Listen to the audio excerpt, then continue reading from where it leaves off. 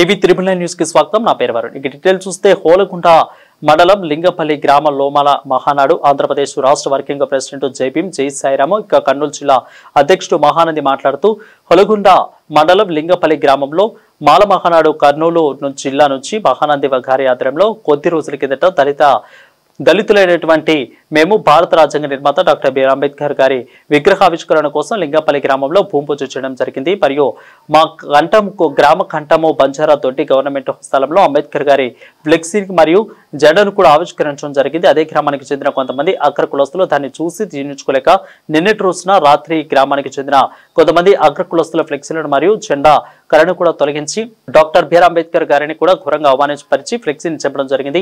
దీనిపై విచారించి కఠిన చర్యలు తీసుకొని అదేవిధంగా ఫ్లెక్సీని ఇచ్చిన వారిపై గ్రామ బహిష్కరణ చేయాలని కోరుతున్నాము.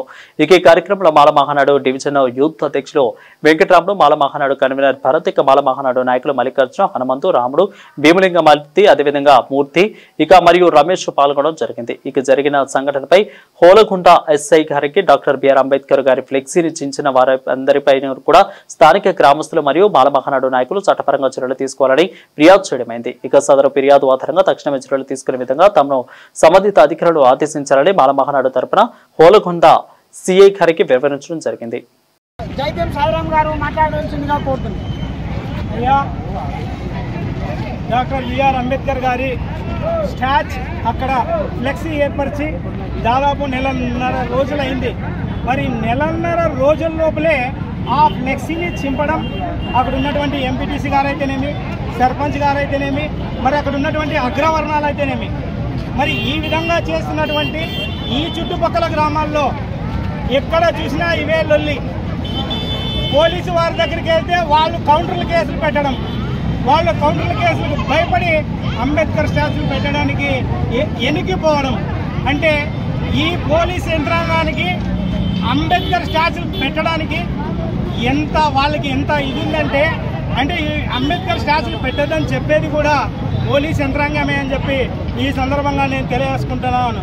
అయ్యా, పోలీసు వారు ఒక్కసారి గుర్తుంచుకోండి, అంబేద్కర్ గారు రాసినటువంటి రాజ్యాంగంలో హక్కులు మీరు అనుభవిస్తూ ప్రజలందరికీ మభ్యపెట్టి మరి ప్రజలపైన కేసులు పెట్టి మరి వారినే మీరు అంబేద్కర్ విగ్రహాలు పెట్టుకుంటామంటే అంబేద్కర్ గారి విగ్రహాలు పెట్టుకోకుండా ఆపడానికి మీకు ఎంతవరకు రూల్స్ ఉన్నాయో మాకైతే తెలియదు. కానీ ఎవరిని అడిగినా ఒకటే చెప్తారు.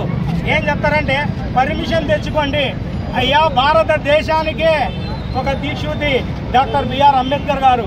మరి అటువంటి వ్యక్తికి మీరు పోయి అంబేద్కర్ గారికి మీరు ఇది తెచ్చుకుంటేనే, ప్లాన్ తెచ్చుకుంటేనే అంబేద్కర్ గారి విగ్రహాలు కూర్చోబెట్టుకోండి అని చెప్పేటటువంటి విషయాలు కూడా మేము చూస్తూనే ఉన్నాం. కానీ ఇవన్నీ కాకుండా మీరందరూ దృష్టిలో ఉంచుకొని ఎక్కడైతే అంబేద్కర్ గారి విగ్రహాలు కూర్చోబెడతారో అక్కడ వితౌట్ పర్మిషనే అవసరం లేదు. ఎక్కడ గుళ్ళు కట్టాలంటే ఎవరైనా పర్మిషన్ తీసుకుంటున్నారా? లేదు. మరి ఈ భారతదేశానికే దేవుడు డాక్టర్ బిఆర్ అంబేద్కర్ గారు, మరి ఆయనకైతేనే పర్మిషన్ అవసరం కావాల్సిన పరిస్థితి. ఒక గుడి కట్టడానికి లేదు, మసీదు కట్టడానికి లేదు, చర్చి కట్టడానికి లేదు ప్లానింగ్. బట్ అంబేద్కర్ గారి విగ్రహం పెట్టాలంటేనే పర్మిషన్ అవసరం. చూడండి, అందరూ ఆలోచన చేయండి. బీసీ, ఎస్సీ, ఎస్టీ మైనార్టీలకు మాత్రం ఎక్కడ పోయినా అంబేద్కర్ గారి హక్కులు లేకపోతే ఎవరు కూడా బతకలేరు.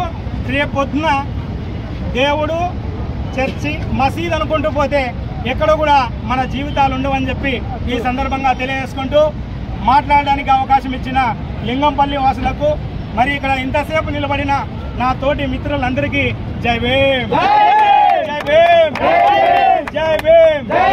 దళితుల ఐక్యత, దళితుల ఐక్యత. సోదరులారా, ఈ కార్యక్రమాన్ని ఇందుతో ముగిస్తున్నాము. ఇక్కడ సహకరించిన అందరికీ ప్రత్యేకంగా ధన్యవాదాలు.